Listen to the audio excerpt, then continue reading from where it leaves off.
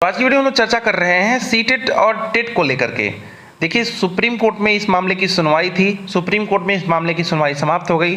अब सीटेट रहेगा या टेट रहेगा, अलग अलग राज्यों में कौन सा वैलिड रहेगा, इस बात पे काफ़ी सारी बहस हुई, जिसको लेकर के बिहार के, राजस्थान के, मध्य प्रदेश के और भी तमाम प्रदेशों के जो भी छात्र नेता थे, छात्र थे, उन्होंने रेड डाली थी कि हमारे वहाँ यानी कि उनके स्टेट में सीटेट को यहाँ पे प्रेफरेंस ना दिया जाए।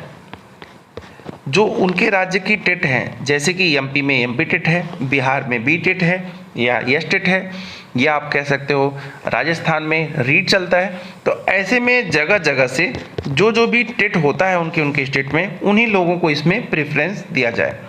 अर्थात अगर बाहरी राज्यों को प्रवेश दिया जाता है तो उनके पास ये सर्टिफिकेट होना चाहिए, स्टेट वाइज का टेट होना चाहिए, जो भी स्टेट में वो एग्ज़ाम देने आ रहे हैं। अगर एमपी में देने आ रहे हैं तो एमपी का टेट का वर्ग 1, वर्ग 2, वर्ग 3 जो भी देने आ रहे हैं उनके पास होना चाहिए। तो जो भी आगे चल के फॉर्म निकले उसमें सीटेट ना मांगे, ये भी बात जो है सुप्रीम कोर्ट में रखी गई। फिलहाल मामले की सुनवाई हुई, लेकिन इसमें सीटेट को जो विरोधी पार्टी थी, सीटेट सीबीएसई कराती है, तो सीबीएसई जो विरोधी पार्टी थी उन्हें इसमें पार्टी नहीं बनाया गया था, मतलब इनको नहीं बुलाया गया था।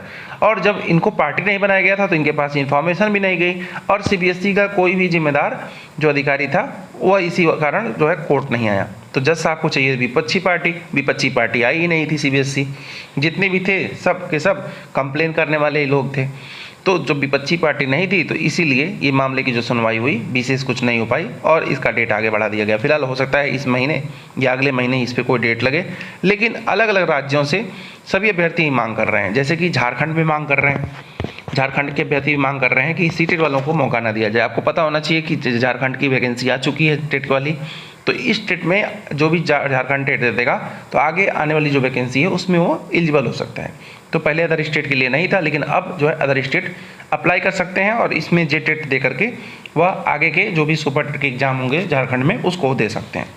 तो वहाँ के अभ्यर्थी मांग कर रहे थे पहले डोमिसाइल लागू करें, तो डोमिसाइल पे बात नहीं बनी, तो उनके पास एक और ऑप्शन बच गया कि यहीं का टेट केवल मान्य करें, जिससे कम से कम अभ्यर्थी इसमें पार्टिसिपेट कर पाएँ।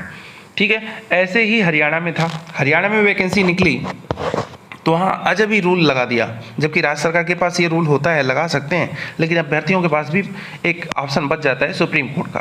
सुप्रीम कोर्ट के पास जाएंगे, सुप्रीम कोर्ट ऑर्डर कर देगी तो ज़्यादा चांस है कि वही होगा जो सुप्रीम कोर्ट कह रही है।